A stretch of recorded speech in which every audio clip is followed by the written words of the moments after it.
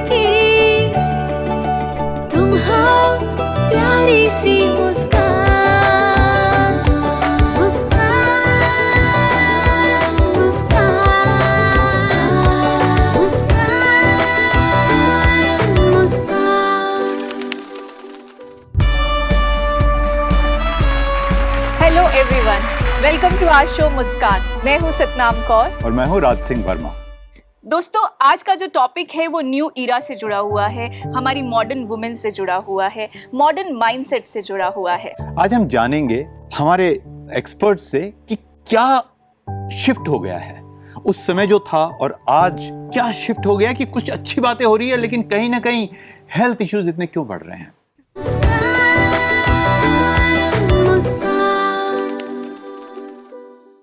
मेरे बाईं ओर है बीके राजीव गुप्ता जी, जो कि लाइफ कोच हैं। Welcome sir.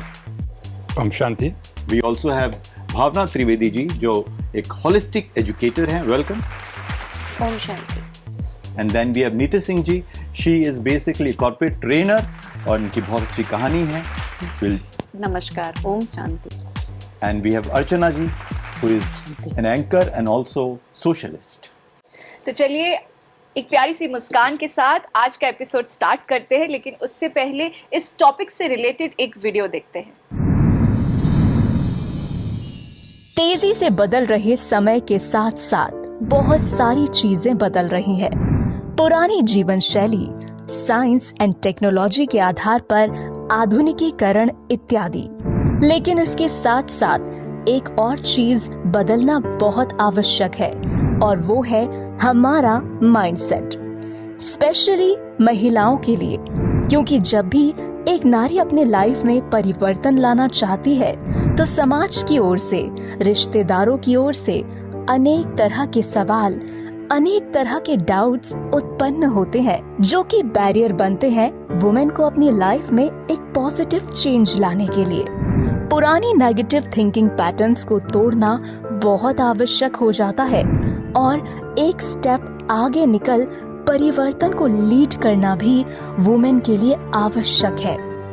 इसके लिए अपने अंदर धैर्यता, विश्वास और समझदारी, तीनों ही गुणों की आवश्यकता होती है। कहा जाता है कि परिवर्तन हमेशा भीतर से शुरू होता है। अगर एक वुमेन अपने जीवन में एक्सटर्नल चेंजेस लाना चाहती है तो इसकी शुरुआत आंतरिक परिवर्तन से होती है। इसमें मेडिटेशन एक बहुत अहम हिस्सा होता है, क्योंकि मेडिटेशन हमारे अंदर ऐसी शक्ति लेकर आता है जो गाइडिंग लाइट बनता है बाह्य परिवर्तन के लिए। इसीलिए इस रास्ते में आ रहे चैलेंजेस से बिना डरे एक नारी को इंटरनल पॉजिटिव चेंजेस की ओर आगे बढ़ते हुए सामाजिक परिवर्तन के लिए लाइट हाउस बनना होगा।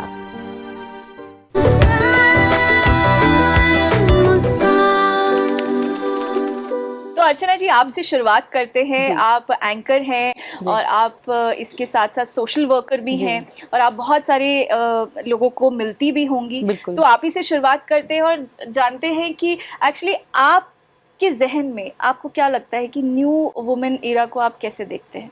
लेकिन उससे पहले आपकी लाइफ की थोड़ी सी जर्नी देखते हैं। अर्चना सिंह जी एक एंकर, जर्नलिस्ट और एडिटर हैं। आपने दिल्ली दूरदर्शन प्रसार भारती में कुछ लम्हे फुर्सत के प्रोग्राम में एंकरिंग की है। आपने कई सेलिब्रिटीज के इंटरव्यूज भी लिए हैं, जिनमें IAS, ADM, supreme court lawyers भी शामिल हैं। आप युगधरा मैगजीन की संपादिका है। ये मैगजीन समाज में वर्किंग विमेन की कहानियों को प्रकाशित करती हैं। आपको 2022 में ICEME के द्वारा नेशनल विमेन एक्सीलेंस अवार्ड से गोरखपुर में सम्मानित किया गया। आज हमने आधुनिक जो महिलाएं हैं, जो न्यू जनरेशन वुमेन है, तो हमने क्या कल्पना बनाई है उनके लिए कि वो लैपटॉप लेके ऑफिस जाती है, एक लेडीज है, वो न्यू जनरेशन वुमेन है। मेरा ये मानना है कि बहुत सारी ऐसी महिलाएं हैं जो कहीं ना कहीं वाइट कॉलर जॉब नहीं कर रही हैं, वो कुछ एक छोटे छोटे काम भी करती है, वो चाहे वो एक महिला किसान हो सकती है या किसी गांव में कोई शिक्षिका हो सकती है। तो हर वो महिला जिसने अपने रूढ़िवादी परंपराओं को तोड़ा है, वो उस दायरे से बाहर निकली है, तो हर वो महिला न्यू जनरेशन वुमेन है, आप उससे रिलेट कर सकते हैं। आप यहाँ मैं एक छोटा सा उदाहरण देना चाहूँगी, सिंधुताई सकपल का। ये जो एक लेडी थी, ये महाराष्ट्र के एक बहुत छोटे से गांव से ताल्लुक़ रखती थी। बहुत सारी विषम परिस्थितियों को इन्होंने ज़िंदगी में देखा। आपने डिप्रेशन की बात करी, तो ये सिंधुताई जो थी, इन्होंने अपने बच्चे का जन्म जो दिया था, वो एक गौशाला में उन्होंने बच्चे का जन्म दिया। उसके बाद इतनी पति ने भी उन्हें घर से निकाल दिया, तो उन्होंने तो डिप्रेशन का वो शिकार नहीं हुई, उन्होंने इसको पॉजिटिव एटीट्यूड के साथ लिया और बहुत सारे ऑर्फनेज उन्होंने खोले पूरे भारत में, और उस ऑर्फनेज से बच्चे निकल के आज डॉक्टर, कोई बच्चा डॉक्टर है, कोई इंजीनियर है, कोई टीचर है, कोई प्रोफेसर है, एक अच्छे पदों पर वो बच्चे कार्यरत हैं। तो मुझे लगता है कि न्यू जनरेशन जो वुमेन है वो इतनी सक्षम है कि वो अपने डिसीजन ले सकती है खुद से, चाहे वो एक डॉक्टर है या वो एक किसान है या वो एक छोटे से घर में कोई गृहिणी ही क्यों ना हो। जी, पहले तो मुझे लगता है डिप्रेशन और स्ट्रेस वर्ड बहुत कम यूज होता ही नहीं था, लोगों को पता नहीं था शायद। करेक्ट। अचानक ये कहाँ से आ गया समझ में नहीं आ रहा है। इनफैक्ट एक छोटी सी किस्सा याद आ गया, छोटा सा किस्सा याद आ गया। एक साइकाइट्रिस्ट डिस्कस कर रहे थे, एक महिला उनके पास आई, आज की महिला, मॉडर्न महिला आई, बहुत परेशान थी अपने रिलेशनशिप को लेकर। तो कह रही थी मुझे बहुत गुस्सा आता है अपने पति पर, मैं क्या करूं। तो उसने कहा कि चिट्ठी के अंदर सब कुछ लिख दो और फिर उसे जला दो। तो मैंने बोला वो तो जला दूंगी, लेकिन चिट्ठी का क्या करूंगी मैं। तो ये है चेंजिंग माइंडसेट। जी, बियॉन्ड जोक्स, जी, ये बहुत ही सीरियस इशू है। हम पूछना चाहेंगे भावना जी आपसे, आपने तीनों जनरेशन देखी है, हा? आपकी मदर की जनरेशन, आपकी जनरेशन, आपने 3 बच्चियां पाली है खूबसूरत तरीके से, होम स्कूलिंग दी है। तो आपके नजर में कहाँ वो शिफ्ट आ गया और कौन सा शिफ्ट अच्छा है और कहाँ गड़बड़ हो गई? आपका जवाब जानने से पहले हम जानते हैं आपकी आज तक की जर्नी। भावना त्रिवेदी विमेन एम्पावरमेंट के लिए काम करते हैं और आप डेथ वर्सिटी और नफसा के फाउंडर हैं, जो लोगों को डेथ और फॉरगिवनेस जैसे टॉपिक्स पर अवेयरनेस क्रिएट करता है और अपने हायर सेल्फ से कनेक्ट करने में हेल्प करता है। आप एक सिंगल मदर हैं और पिछले 10 वर्षों से आप अपना नर्सिंग कॉलेज चला रहे हैं। आपको ऑन्कोलॉजी में 7 साल का एक्सपीरियंस है और 5 साल कॉलेज में लेक्चरर भी रह चुके हैं। आपने ऑल्टरनेटिव एजुकेशन, सस्टेनेबल लिविंग और कम्युनिटी लिविंग में भी काम किया है। मेरी जो दादी है वो बहुत छोटे छोटे से काम, गांव में बहुत कम काम होता था, इतने अपॉर्चुनिटीज नहीं थे जो आज है। आपके पास बहुत सारा काम है, गांव में सिर्फ खेती का काम है, पानी भरना है, गाय बैल भैंस देखने हैं, और वही काम आदमी और औरत दोनों को करना होता था। यहाँ पर जब हम अभी इस जनरेशन को देख रहे हैं, मेरे जनरेशन तक वो थोड़ा बहुत चला है, थोड़ा हम स्टडीज के लिए बाहर जाते, पर अभी की जो न्यू जनरेशन है इसमें ये वाली बात आती है कि उनको बहुत सारी चीजें मिल रही हैं, वो कंपटीशन में है, एक्सपेक्ट कर रहे हैं, डिमांड कर रहे हैं और अपने रिलेशनशिप में कंडीशंस को लेकर के बहुत ज्यादा आ रहे हैं। पहले ये सारी चीजें नहीं थी, पहले डिमांड नहीं था, ज्यादा एक्सपेक्टेशंस नहीं थे, क्योंकि वो इक्वालिटी की हम बात कर रहे हैं। यहाँ पे इक्वालिटी नहीं है और उसकी वजह से डिप्रेशन आ रहा है। वी आर इनटू मेरे को यहाँ तक पहुँचना है, मेरा हस्बैंड ये है तो मेरे को यहाँ होना है, भाई बहन के बीच में, तो यहाँ डिप्रेशन वाली चीज आ रही है और फिर स्ट्रेस भी बढ़ रहा है। तो मेरे जो अभी बच्चे हैं उनको यही मालूम है कि मुझे स्कूल नहीं जाना है, अभी यहाँ कंपटीशन नहीं है, तो वो they are not into depression और स्ट्रेस में नहीं है वो लोग, और उनकी लाइफ में कभी वो आएगा ही नहीं, क्योंकि हम अपने माइंड को बार बार बता रहे हैं, सिखा रहे हैं। तो जो हमने एक बार उसको सिखा दिया बचपन से, तो वो चलता रहेगा। और यही चीज पहले की जनरेशन में नहीं थी, पर अभी वो सारी चीजें हैं। तो आप कंपटीशन में अगर है तो आप करेंगे ही करेंगे उस चीज को। और जब आप उस पर रीच नहीं कर पाएंगे, उसको आप वहां तक पहुंच नहीं पाएंगे, तो क्या होगा? फिर आपको स्ट्रेस होगा, डिप्रेशन होगा। ये फोबिया इतना बढ़ चुका है। मैं मुंबई में हूँ और मुंबई में देख रहा हूँ कि लोग इवन शादी नहीं करते हैं, कमिट नहीं करते हैं, कहीं ना कहीं टॉलरेंस एक दूसरे के लिए नहीं है, और एक साथ लिव इन में रहते हैं। इनफैक्ट एक है, उनके पेरेंट्स का फोन आता है, बेटा शादी कर लो। बोला हम समझने की कोशिश कर रहे हैं एक दूसरे को, 4 साल हो गए ऑलरेडी। तो बोलते बेटा हम पहले शादी करते थे फिर समझते थे, और ये 4 साल बाद समझने की कोशिश करते हैं, छोटे छोटे समझ पैदा हो जाते हैं और फिर बोलते हैं कि नहीं हम समझ गए हैं, एक दूसरे के लिए नहीं बने हैं। ये हालात हैं शहर के। तो अब इसके साथ हम आपसे पूछना चाहेंगे राजीव जी, आप एक्सपर्टीज रखते हैं माइंडसेट पे, बिलीव्स पे।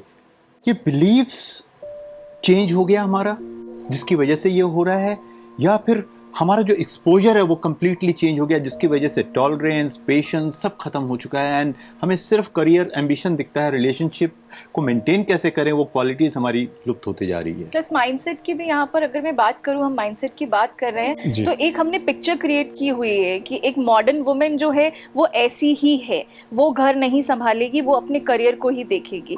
तो वो भी एक माइंडसेट, क्या वो सही माइंडसेट है? इससे पहले आपकी लाइफ की थोड़ी सी जर्नी देखते हैं।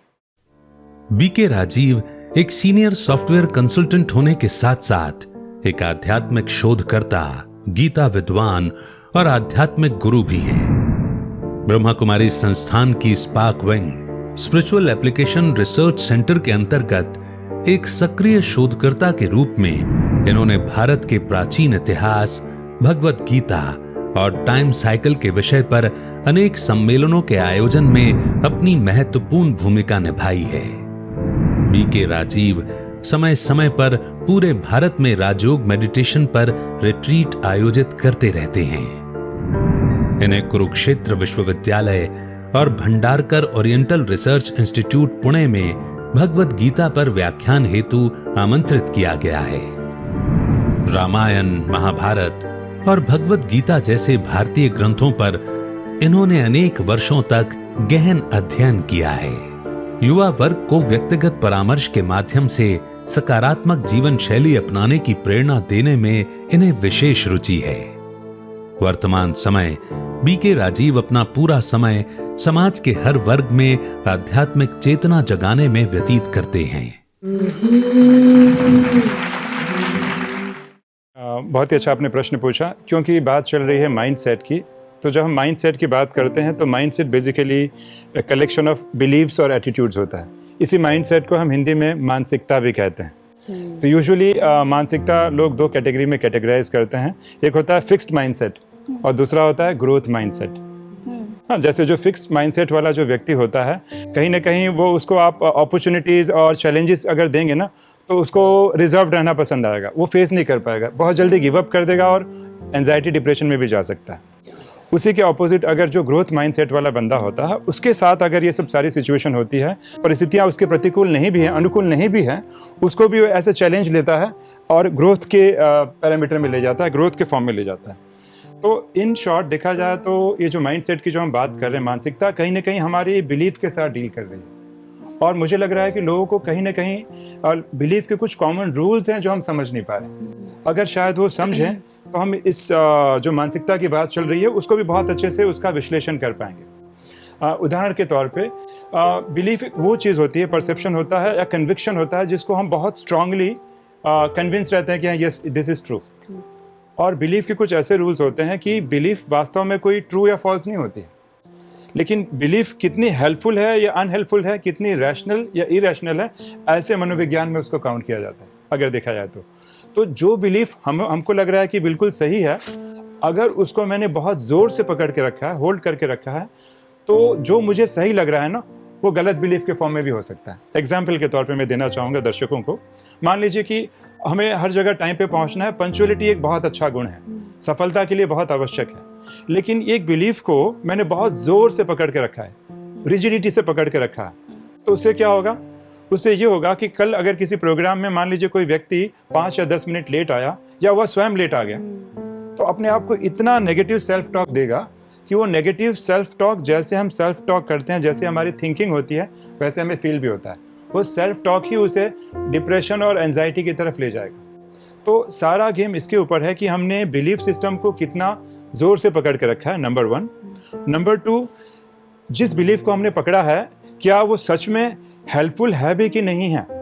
तो हमें, मुझे लग रहा है कहीं ना कहीं ये आइडेंटिफाई करने की ज़रूरत है कि एक रोशनी, एक प्रकाश चाहिए बिलीफ को कि क्या सच में वो मेरे लिए रैशनल है कि नहीं है। जांचे कैसे? जहाँ बहुत अच्छी कह रहे हैं कि जांचे कैसे, तो जांच के कुछ कॉमन पैरामीटर्स होते हैं। आमतौर पे माना जाता है कि जिस बिलीफ को आपने, जो बिलीफ आपको है, क्या वो बिलीफ को आपने जोर से पकड़ा है कि नहीं, वेदर यू आर रिजिड और नॉट।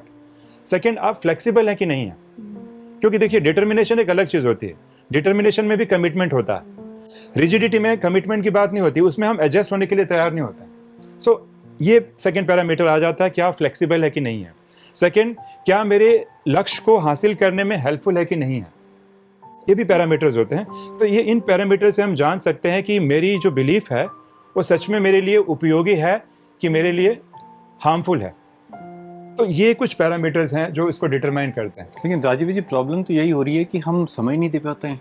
अपने आप को जांचने के लिए समय चाहिए, अपने साथ समय देना पड़ता है। उनके पास आज की हम देखते हैं कि रील्स चल रहे हैं, 10 सेकंड का टाइम नहीं है। अटेंशन स्पैन इतना खराब हो चुका है कि फटफट आप मुझे 10 सेकंड के अंदर एंटरटेन करो, नहीं तो चेंज। अब वो अपने लिए इसमें से थोड़ा समय निकालने को तैयार नहीं है। तो इसका ये मैं बताता हूँ कि अगर हम समय अभी नहीं निकालते हैं ना, तो बाद में जब एंजाइटी और डिप्रेशन एक्सट्रीम होता है तो भरपूर समय मिल जाता है, तब पूरा समय ही देना पड़ता है। क्योंकि क्या होता है, क्योंकि ह्यूमन थिंकिंग प्रोसेस एक अलग तरीके से चलता है। कोई भी जब सिचुएशन आता है तो उसको हम एज्यूम करते हैं, अनुमान लगाते हैं। फिर उसके बाद क्या करते हैं, हम अपने बिलीफ के बेसिस पे उसको जज करते हैं। और बड़ी विचित्र सी बात यह है कि जब भी हम किसी बिलीफ के बेसिस पे किसी चीज़ को जज करते हैं ना, वो उतना ही नेगेटिव इमोशन जनरेट करता है। तो अगर मैंने कोई बिलीफ होल्ड करके रखा है और उसके बेसिस पे मैं सबको जज करते फिर रहा हूँ, तो क्या होगा, वो एक्सट्रीम एंजाइटी और चिंता वाले इमोशन को जनरेट करेगा। तो अभी तो मैं समय नहीं दे रहा हूँ, लेकिन जब मैं साइकेट्रिस्ट के पास जाऊँगा, जब मैं काउंसलर के पास जाऊँगा, तब मेरे पास भरपूर समय होगा। तो हमें, हमारे लिए एक बहुत बड़ा सावधानी का पॉइंट है, एक बहुत बड़ी सतर्कता का विषय है कि कम से कम हम क्या सोच रहे हैं, क्या हमारे बिलीफ हैं, उसको हम एनालाइज करें। क्योंकि ये देखा जा रहा है कि हम, आज की महिला जो है पैसे कमाने में तो व्यस्त है और उसके पास बहुत सारी रिस्पॉन्सिबिलिटीज़ हैं, क्योंकि उसको अपनी सोशल लाइफ भी मैनेज करनी है, जॉब भी संभालना है। इस स्ट्रेस के सिचुएशन में she is carrying, because of her belief system, because of her mind set, unconsciously background में एक एंजाइटी चालू है और वो दौड़ में लगी है। तो लंबे टाइम तक जैसे ही ये एंजाइटी हमारे इम्यून सिस्टम या अदर जो सिस्टम्स हैं उस पर जैसे इम्पेक्ट करना चालू करता है, फिर शरीर भी जवाब देना चालू कर देता है। और आजकल बहुत सारी महिलाएं देखा गया, स्पेशली जो मेट्रोपॉलिटन सिटीज़ में हैं, वो कहीं ना कहीं कोई ना कोई bodily symptoms, may be PCODs हो या ऐसे जो भी एंजाइटी और स्ट्रेस रिलेटेड इश्यूज़ हैं या साइकोसोमेटिक इश्यूज़ हैं, वो कहीं ना कहीं उससे ग्रस्त होती जा रही हैं।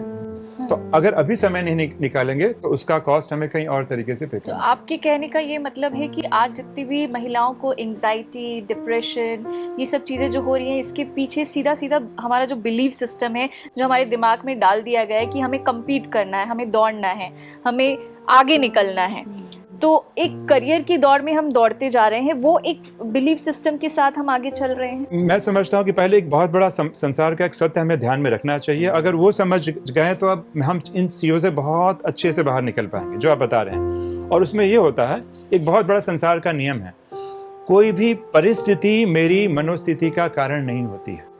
सिचुएशन मेरे इमोशन को जनरेट नहीं करती है। अगर मुझे एंजाइटी है, डिप्रेशन है, is not because external factor है।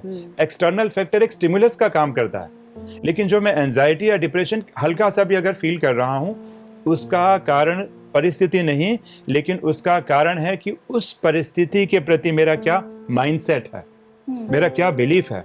और बिलीफ मैंने जैसे पहले बताया, क्या बहुत रिजिड है कि फ्लेक्सिबल है, लॉजिकल है कि इलॉजिकल है, हेल्पफुल है कि अनहेल्पफुल है, वो एनालाइज करने की ज़रूरत है। और अगर हम वो नहीं करेंगे तो इस महत्वाकांक्षा की दौड़ में हमेशा हम क्रिटिसाइज करेंगे। क्योंकि क्या होता है, अक्सर करके लोग ना परिस्थिति को क्रिटिसाइज करते हैं कि उसके वजह से मुझे एंजाइटी, डिप्रेशन हुआ, जॉब की वजह से हुआ। It is my choice, I have chosen my lifestyle, so we can not blame the situation. Situation is a stimulus. तो ये समझना ज़रूरी है। अगर हम वो समझ जाएंगे तो हम सिचुएशन को ब्लेम करना बंद कर देंगे, पहली बात। और अपने माइंड सेट की तरफ हमारा कहीं ना कहीं ध्यान जाएगा। अगर हम नहीं करेंगे तो हमेशा नेगेटिव सेल्फ टॉक, अपने आप को क्रिटिसाइज करना। लोग 3 चीज को क्रिटिसाइज करते हैं, या तो अपने आप को, या तो सामने वाले को, या तो अपने भाग्य को।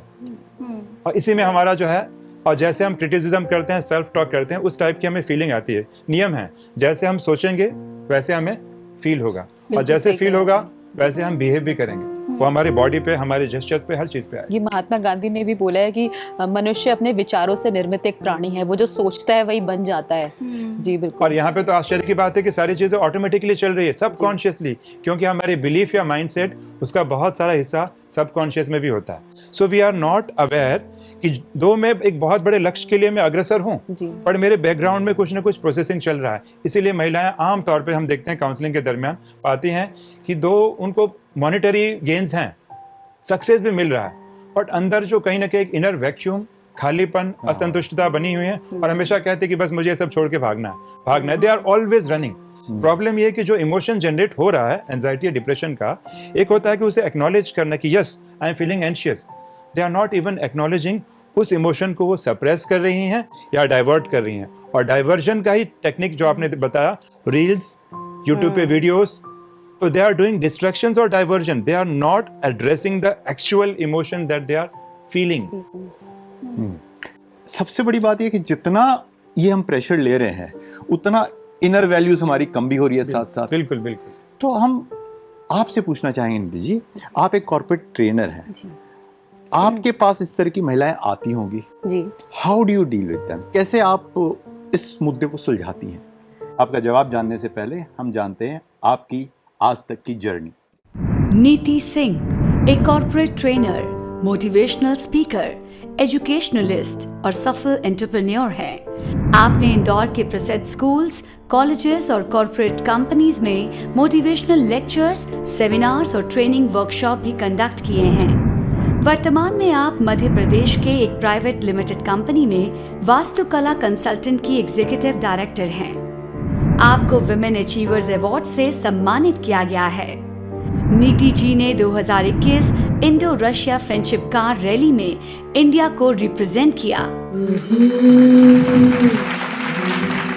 अभी न्यू जनरेशन वुमेन की हम बात करें कि they are ambitious also, they have hidden talents, they are identifying their talents. उन्हें पता है उनमें क्या प्रतिभा है, वो क्या कर सकती हैं apart from taking care of kids, taking care of family members, taking care of social life and everything. कुछ ऐसी सिचुएशन आई है जो मेरे क्लाइंट्स रही हैं, जिनका मैं काउंसलिंग भी करती हूँ, कि वेरी इंपॉर्टेंट सेशन प्रोफेशनली भी आया है और घर में बहुत बड़ी शादी भी है।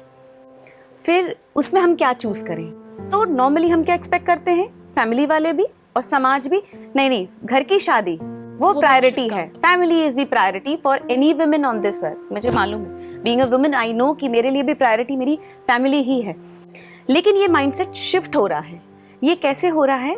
बिकॉज पीपल अराउंड अस, अभी जो फैमिली मेंबर्स है, they are also understanding the capacity and capability of that women in their house who is talented, who is equally potential. उनका पोटेंशियल वो पहचान रहे हैं। सभी जगह ऐसा नहीं कि बहुत चैलेंजेस है फैमिलीज में। People are supporting their wives, they are supporting their sisters, motivating their daughter-in-laws. They are having positive, forward, progressive thinking these days. कि नहीं, ये घर का काम कर रही है, 4 दिन नहीं करेगी, हफ्ता भर अगर किसी इसका कोई इवेंट है, let her go, हम संभाल लेंगे घर, हम संभाल लेंगे बच्चों को। तो ये जो सपोर्ट सिस्टम जो डेवलप हो रहा है फैमिली मेंबर्स से ही, मैं तो कहूँगी, और महिला खुद भी उस चीज को समझती है, एड्रेस करती है कि देखो मैं जा रही हूँ तो आप देख लोगे ना घर, आप बच्चों को संभाल लोगे ना, तो वहाँ वो उसकी जो एनर्जी है ना वो मल्टीप्लाई हो जाती है। और अभी आपको एग्जांपल दूं, रिसोर्सेज, जो डिप्रेशन की भी हम बात कर रहे हैं कि आज मेट्रोपॉलिटन सिटीज में नहीं सर, छोटे शहरों में भी आज महिलाएं जो बहुत अचीव कर चुकी हैं, they are facing depression, anxiety. और इसका कारण ये है कि एक रिसोर्स होती है। एक बहुत अच्छा एग्जाम्पल मैं कोट करना चाहूँगी यहाँ पर। जापान 1960s में, it was nowhere, industrial revolution happened and Japan thought of making steel. At that time, Japan was not having, I mean, it doesn't have resources of steel बनाने के लिए 2 चीजें लगती हैं, आयरन और और कोल। जापान के पास दोनों चीजें नहीं थी, बट उसको एक चीज पता थी कि कहाँ से ये दोनों रॉ मटेरियल्स उसको इंपोर्ट करना है at lower cost of course, and उसको ये भी पता था कि कहाँ पर ये जो मैन्युफैक्चर्ड स्टील है उसको कहाँ एक्सपोर्ट करना है, obviously where the demand was high. What was it? It was late 1960s की स्टार्टिंग में it started doing that. Late at the end of the decade it became topmost manufacturer of steel. तो what happened? Resource management. उसने कुछ नहीं करा, उसने resource management करा। तो हमारी रिसोर्स क्या है? हमारी रिसोर्स हम खुद हैं। क्या हम अपनी रिसोर्स को, जो फिजिकल है, मेंटल एबिलिटी है, कैपेसिटी है, पोटेंशियल है, क्या हमको उसको पूरी तरह से यूज कर रहे हैं? No, we are not. And that's where जो जिन महिलाओं में बहुत पोटेंशियल होता है, जिनमें बहुत एनर्जी होती है, जिनमें बहुत टैलेंट्स होते हैं, जब वो दबा दिए जाते हैं या वो खुद दबा लेती है by two blame all the time family members. कई बार महिला सोचती है नहीं नहीं इनको अच्छा नहीं लगेगा, नहीं नहीं मम्मी जी ऐसा बोलेंगी, वो खुद को सप्रेस करती हैं। हमें थोड़ा सा और बहुत जरूरी बात है कि प्रेशर तो बढ़ रहा है चारों तरफ, और प्रेशर हम खुद भी क्रिएट कर रहे हैं कि हमें वैलिडेशन चाहिए, उसके साथ स्ट्रेस आएगा, और इसको कम करने का साइंटिफिक तरीका है कि रेजिलियंस बढ़ाएं। पहले गांव में नीम के पेड़ हुआ करते थे, लेकिन आजकल नीम के पेड़ कम हो गए क्योंकि घर में रिश्तों में कड़वाहट बढ़ गई, जुबान में मिठास कम हो गई, ब्लड में शुगर बढ़ गया जी। ये कोटेशन मुझे याद आ रही है राजीव जी, मैं इस पे कोटेशन ये है कि हाँ मैंने माना जिंदगी मुश्किलों का एक तूफान है, हाँ मैंने माना कि जिंदगी मुश्किलों का एक तूफान है, बट जो इससे मुस्कुराते हुए गुजर गया वही असली इंसान है। बिल्कुल सही कह रहे हैं। मैं इसलिए मैं ऐड करना चाहूँगा, मैं मैसेज देना चाहूँगा स्पेशली महिलाओं को, जैसे बात राज जी कर रहे थे कि सहनशीलता में और सेपरेशन में डिफरेंस है। हम कई बार उसे डिफरेंशिएट नहीं कर पाते, क्योंकि जब किसी सिचुएशन को हम सहते हैं ना तो हम अपने आप को बहुत एलिवेटेड फील करते हैं, लेकिन जहाँ पे सप्रेस करते हैं ना वहाँ पे नेगेटिव इमोशन फील होता है, वहाँ पे वो आदर्शता के भाव नहीं जागृत होते हैं। और जहाँ पे हम सह लेते हैं ना तो हमारी स्टोरी क्लोज हो जाती है, लेकिन जहाँ पे हम सप्रेस करते हैं तो हमारा थॉट प्रोसेस चलते रहता है। तो मैं मेरा महिलाओं से निवेदन है कि हम चेक करें क्या हम सप्रेस कर रहे हैं कि सह रहे हैं। इसके साथ एक और चीज़ भी मुझे आ रही है कि एक माइंडसेट ये भी जुड़ा हुआ है कि जब हम बाहर अपना करियर एम्बिशियस होते हैं, करियर के लिए जाते हैं, तो एक रीज़न ये भी मुझे लगता है कि बहुत बड़ा होगा, क्योंकि एक तो एक्नॉलेजमेंट नहीं मिलता है डेफिनेटली, प्लस हमारे डिसीजंस की रिस्पेक्ट नहीं की जाती है घर पे। जब हम इंडिपेंडेंट हो जाते हैं, जब हम फाइनेंशियली इंडिपेंडेंट हो जाते हैं, तो हमारे डिसीजंस को सीरियसली लिया जाता है, फैमिली में उस चीज़ की रिस्पेक्ट की जाती है। तो maybe that one of the reason could be that. मुझे लगता है कि कहीं ना कहीं महिलाओं ने खुद को इतना कमतर समझ लिया है कि वो अपने डिसीजन बताते हुए भी डरती हैं। मैं I am a communication skill trainer also. NGO में जब मैं लेडीज महिलाओं को पढ़ाती थी तो सिर्फ इंग्लिश ना आना उनके लिए हीन भावना बन गया, किसी ने उनका मजाक उड़ा दिया, किसी ने उनको कुछ बोल दिया, कुछ व्यंग कह दिया, तो सिर्फ इतनी सी बात का डिप्रेशन। और जब उनको मैंने वो चीज़ सिखाई और उन्होंने इतने अच्छे से वो चीज़ सीख ली तो उनके अंदर वो कॉन्फिडेंस आ गया। तो वो एक कहीं ना कहीं महिलाएं जो हैं वो विषम परिस्थितियों की वजह से, जैसे आपने बोला, वो उस हीन भावना से खुद भी ग्रसित हैं। वो उनको लगता ही नहीं मैं कोई डिसीजन दे सकती हूँ या मैं कुछ बोल सकती हूँ। तो मैं तो सिर्फ ये कहना चाहती हूँ हर महिला से कि अगर आपको कोई चीज़ नहीं आती है तो सीखिए उसको।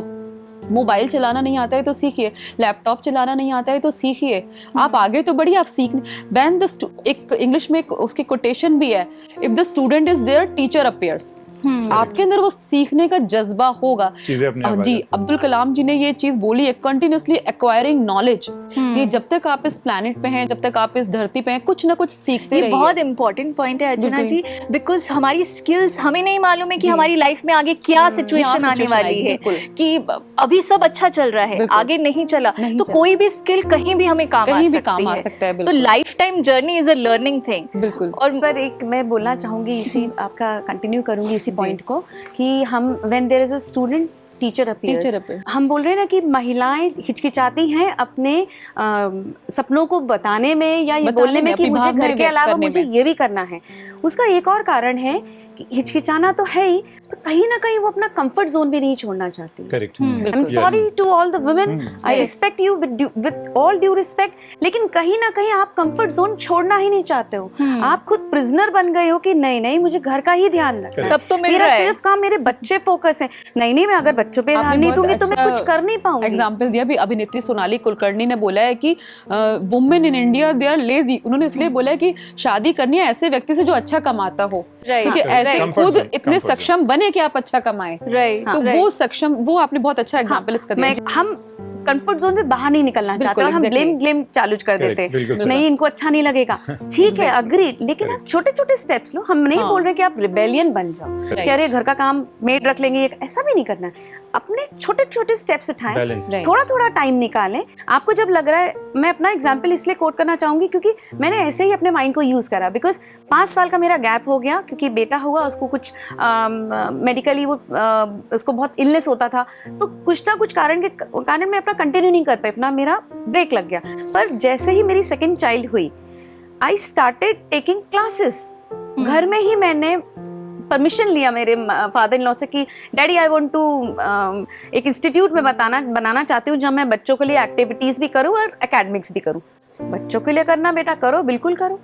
तुरंत मैंने स्टार्ट कर दिया। जब वो सोती थी तो उस ड्यूरेशन में 4 से 6 में वो क्लासेस लेती थी, एंड यू वोंट बिलीव मैं इतनी थकी भी होती थी ना, तो I became so energetic. The moment I used to enter my class, मेरे में एक अलग ही एनर्जी आ जाती थी। और जो ग्रूमिंग क्लासेस मैंने लेती थी बच्चों की, उससे कहीं ना कहीं मुझे एक मोटिवेशन मिलता था कि yes I do have something in confidence, I can continue. मैंने वो मेरी सेकेंड इनिंग आप बोल सकते हैं मेरे करियर की, मैंने वहां से स्टार्ट की 2012 से। और IIM में मेरा वही स्टार्टअप कि ऑल अंडर वन रूफ, क्योंकि मदर्स पिक करती हैं बच्चों को ट्यूशन से, फिर वो एक्टिविटी क्लास के लिए जाती हैं, तो वो 2 घंटे के लिए मदर्स ब्लॉक हो जाती थी, they were not able to do anything. तो आई वॉज एक्नॉलेज कि भाई IIM बैंगलोर ने मुझे वुमेन स्टार्टअप प्रोग्राम में, उसमें मुझे मेरा सिलेक्शन हुआ 6000 एप्लीकेशंस में, one was my idea. And हमारा IIM में मेरा बूट कैंप भी लगा, 7 दिन मुझे एक मेंटरशिप भी गई, how to scale up your business and all that. तो कहीं ना कहीं मुझे सीखने को मिला। तो आप if you are not updated you are outdated. अगर आप अपडेट नहीं कर रहे हैं, soon you will become outdated. तो मैंने लैपटॉप फ्रेंडली नहीं हूँ मैं इतनी, बट क्योंकि मुझे बिजनेस मॉडल और ये मुझे सब देना था, जो MBA में पढ़ रखा था वो एक्चुअली मुझे करने को मिला। कब 15-20 साल बाद मुझे वो मौका मिला एंड आई स्टार्टेड डूइंग। और आज मैं कुछ भी प्रेजेंटेशन हो, anything I can make it. मतलब मुझे मेरी ग्रूमिंग हो गई दैट वे। सो मैंने छोटे छोटे कदम उठाए, तो आज I am doing what I love and I enjoy doing my work. औरतों को फ्रीडम शुरू से मिलती आई है। जैसे अगर आप बात करें रानी, जो झांसी की रानी थी, उन्होंने घुड़सवारी सीखी, तलवार चलाना सीखा, या रजिया सुल्तान थी, तो इस तरीके वो फ्रीडम हमने वैदिक काल से फ्रीडम है हमारे वैदिक काल से फ्रीडम है। और अगर देवताओं में देखेंगे तो मतलब देवताओं की अगर आप पूजा करते हैं तो आप कहीं ना कहीं स्तुति करते हैं, दुर्गा की स्तुति करते हैं, आप काली की स्तुति करते हैं। तो आप हमने उस चीज को सप्रेस्ड कर दिया है। और महिलाएं भी कुछ हद तक इस चीज के लिए खुद भी जिम्मेदार है, क्योंकि उन्होंने ये मान लिया है कि हमारे अंदर वो काबिलियत नहीं है, हम कर नहीं सकते।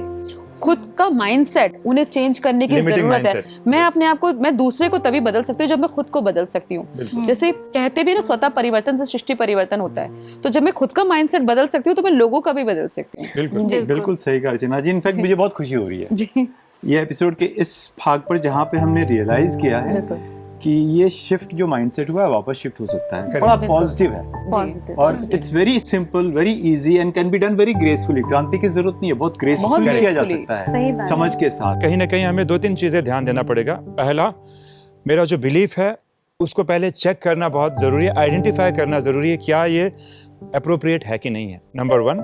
नंबर 2, आइडेंटिफाई करने के बाद नेक्स्ट हमारा प्रोसेस है क्वेश्चनिंग दैट इरेशनल बिलीफ, उसको क्वेश्चन करना।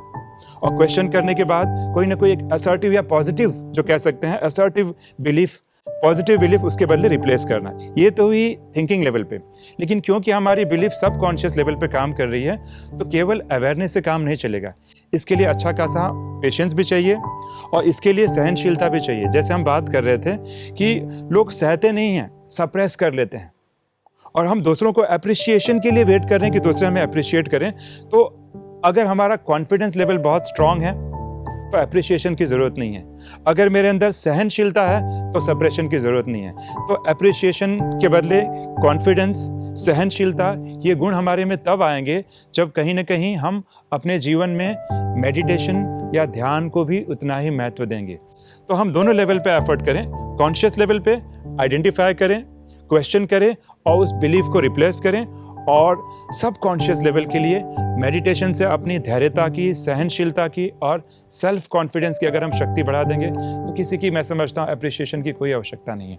और जो हमारी बात चल रही थी माइंड शिफ्ट की, फ्लेक्सिबिलिटी की, तो ये जो ट्रांजिशन होगा ना, इसमें जर्क नहीं होगा, बहुत ही स्मूथली हम इस माइंड सेट से मूव कर पाएंगे। तो सबसे अच्छी बात आज के एपिसोड में मुझे आज एक अनुभव हुआ कि ये जो शिफ्ट हो रहा है वापस शिफ्ट हो सकता है। ये सारा मामला हमारे हाथ में है और बहुत ग्रेसफुली तरीके के साथ, एलिगेंटली हो सकता है। सिर्फ ज़रूरत है थोड़ा सा अपने साथ समय बिताने का, अपने बिलीफ्स को, मान्यताओं को जांचने का कि हम जो सोच के कर रहे हैं क्या वो सही है, हमारे ऊपर थोप दिया गया था, क्या हमें इसे अपने बच्चों पर थोपना है। थोड़ा सा सोच लें, सिंपल सी बात है। अगर हमारी ज़रूरत नहीं है तो हम इतना क्यों दौड़ें?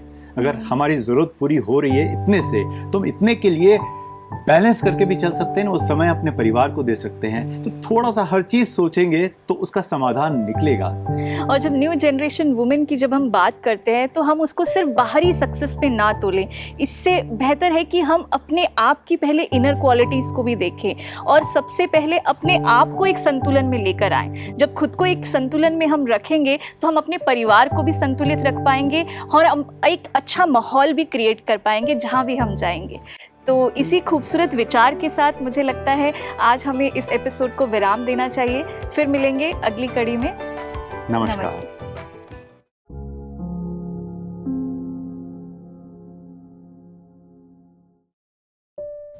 ओम शांति। मेरा नाम निधि उत्तम है। मैं फिल्म एंड टीवी एक्ट्रेस हूँ, मुंबई से हूँ और पिछले 15 साल से इंडस्ट्री में काम कर रही हूँ। और उससे पहले की जो मेरी जर्नी है, जहाँ से मैंने शुरुआत की है, मैं थोड़ा सा उसके बारे में आप लोगों को बताऊंगी।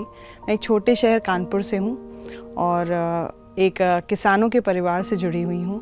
मेरे दादाजी किसान थे और उन्होंने एक प्रोग्रेसिव थॉट वाले हमेशा से रहे हैं। जैसे पहले के ज़माने में होता था कि लड़कियों को आगे नहीं बढ़ाते हैं, बट मेरे केस में ऐसा नहीं था। मैं बहुत फॉर्चुनेट रही हूँ, ऐसी फैमिली से हूँ कि वो हमेशा मुझे आगे बढ़ने की प्रेरणा देते रहे हैं। उन्होंने हमें हर वो चीज़ सिखाई है जो लड़कों को आती है। मुझे बाइक चलानी आती थी, मुझे मार्शल आर्ट्स आती थी और मुझे स्पोर्ट्स में उन्होंने बहुत आगे तक पुश किया। और आपके अंदर की जो वैल्यूज़ हैं, जो फैमिली वैल्यूज़ हैं, अगर उसको आपने स्ट्रॉन्ग रखा है ना, तो आप कभी डिप्रेस नहीं होते हैं। नहीं तो न्यूज़ सुनने को आती है, ऐसे सुनने को मिलता है कि जो भी फिल्म इंडस्ट्री से जुड़ा है वो बहुत डिप्रेस हो जाते हैं, वो कोई ना कोई गलत स्टेप कर लेते हैं। सो अगर आप मॉरली एंड स्पिरिचुअली बहुत स्ट्रॉन्ग हैं तो आपको ऐसी कोई लाइक इस टाइप की किसी डिप्रेशन या इस टाइप की किसी भी चीज़ में आप अपने आप को बिल्कुल भी नहीं ढकेलेंगे। और आगे बढ़ने के लिए आपको हमेशा ये चीज़ देखनी पड़ेगी कि आपकी किस लिमिट तक आपको ले जाना है। आपको उतना ही एम्बिशन रखना है कि बिकॉज़ हर चीज़ का आपके हाथ में कुछ भी नहीं होता है, सब डेस्टिन्ड होता है। आप हार्ड वर्क करते हैं और अगर बाबा की कृपा होती है तो आप अपनी मेहनत करते जाइए और आपको वो फल देते हैं। और यहाँ पर आके मैंने ये चीज़ बहुत अच्छे से सीख ली है कि आप जो भी चीज़ आपके मन में है कि मुझे ये चाहिए या बाबा से ये मांगो, बोलने की ज़रूरत ही नहीं है। वो हमारे पापा हैं, फादर फिगर हैं, वो हमारे बिना कहे हमको सब कुछ देंगे। सो ये चीज़ यहाँ आके एक संतुष्टि जैसी जो फीलिंग है, अपने मन को स्थिर रखने की जो एक आर्ट है, वो ग्रेजुअली मैंने यहाँ पे थोड़ी थोड़ी सीखी और आगे भी मुझे इसको बहुत पॉलिश करने की ज़रूरत है। सो सारे ऑडियंस से मैं यही रिक्वेस्ट करूँगी कि आप लोग भी इस चीज़ को फॉलो करें। चाहे जितनी भी हैप्पी न्यूज़ हो, जितना भी एक्साइटमेंट हो या जितनी भी सैड न्यूज़ हो, अपने मन को स्थिर रखें और अपने दिमाग को थोड़ा बैलेंस रखें। तो आपको ना ज़्यादा दुख होगा और ना ही बहुत ज़्यादा एक्साइटमेंट होगा, तो आप एक स्टेबल स्टेट ऑफ माइंड में आ पाएंगे।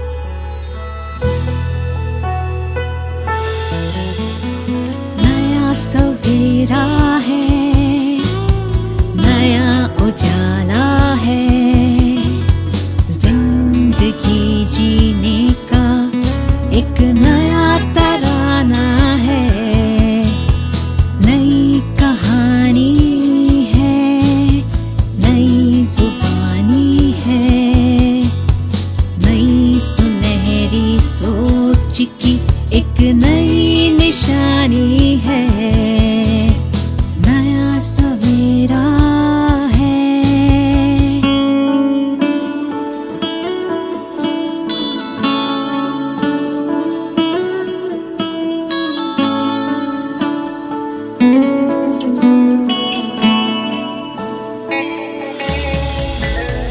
प्यार से ही जीना, प्यार से ही मिलना, हंसना और हंसाना, यही तो जीना है।